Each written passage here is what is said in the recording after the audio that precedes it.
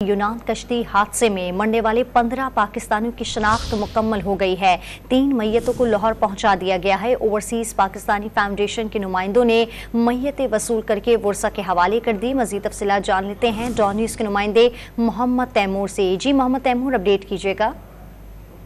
जी बिल्कुल, रात गई ये मैयतें जो है वो कतर एयर की परवाज QR 608 के जरिए जो है वो लाहौर पहुंची है। 15 जो यूनान में कश्ती हादसे में 15 जो पाकिस्तानी थे उनकी मैयतों की शिनाख्त जो है हो चुकी है। 3 को जो है वो लाहौर पहुंचा दिया गया और लाहौर एयरपोर्ट पे कार्गो के जरिए जो है वो OPF जो ओवरसीज पाकिस्तानी फाउंडेशन है उनके हवाले किया गया। और ओवरसीज पाकिस्तानी फाउंडेशन की जानिब से इन 3 मैयतों को जो है 2 मैयतों जिसमें अब्दुल वाहिद और सुफियान अब्बास है उनको गुजरात इन दोनों की मैयतें भेजी गई, जबकि नासिर अली जो है उनकी मैयत जो है वो गुजरांवाला भेजी गई है। जबकि 22 तारीख को मजीद 6 मैयतें, जबकि 25 तारीख को 2 मैयतें लाहौर जो है एयरपोर्ट पहुंचेगी। जी बहुत शुक्रिया आपका मोहम्मद तैमूर।